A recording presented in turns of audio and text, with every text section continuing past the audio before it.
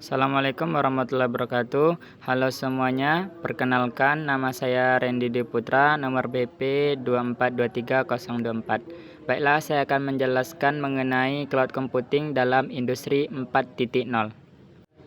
Yang pertama, ada beberapa yang akan saya jelaskan, yaitu karakteristik, pengertian, jenis-jenis, manfaat, kelebihan, kekurangan, dan cara kerja cloud computing.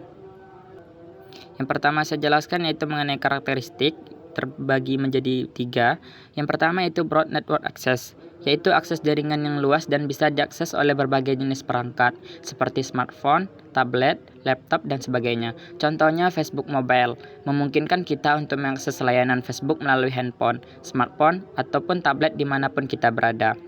Yang kedua ada resource pooling, yaitu sumber daya komputasi dari penyedia cloud harus memenuhi banyak pelanggan dan bersifat dinamis tergantung kebutuhan pelanggannya.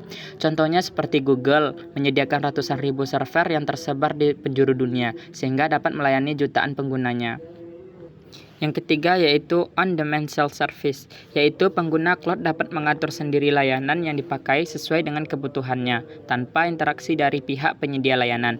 Contohnya menggunakan Gmail, kita bisa menyimpan, memindahkan, menghapus email, dan sebagainya tanpa campur tangan dari penyedia cloud.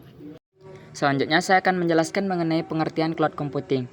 Pengertian cloud computing atau yang biasa disebut dengan komputasi awan merupakan gabungan pemanfaatan teknologi komputer atau komputasi dalam satu jaringan dengan pengembangan berbasis internet atau awan yang mempunyai fungsi untuk menjalankan program atau aplikasi melalui komputer-komputer yang terkoneksi pada waktu yang sama. Selanjutnya, ada jenis-jenis cloud computing. Yang pertama yaitu infrastruktur as a service. Yang kedua ada platform as a service. Yang ketiga ada software as a service. Yang keempat ada security as a service. Yang kelima ada mobile backend as a service. Yang keenam ada serverless computing.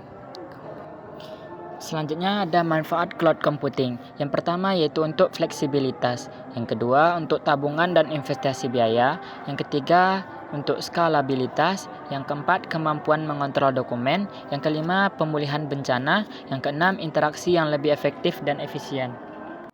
Setelah manfaat cloud computing, ada juga kekurangan cloud computing, tergantung pada koneksi internet. Internet memiliki peran penting atas berlangsungnya kerja cloud computing. Data rawan hilang, kurang aman karena data pengguna atau user ditempatkan pada hosting yang digunakan bersama-sama dengan pengguna lainnya. Kurangnya pemahaman user atau sistem backup yang buruk.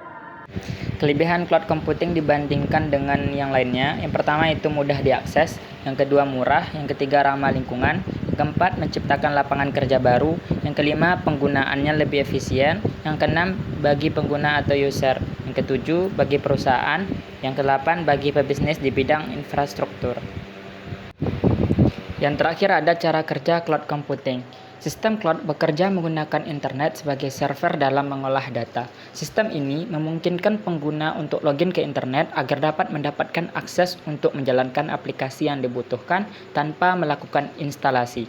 Media penyimpanan data dan juga instruksi dari pengguna disimpan secara virtual, sehingga pengguna tidak akan terbebani dengan penggunaan memori atau tempat penyimpanan pada komputer pengguna.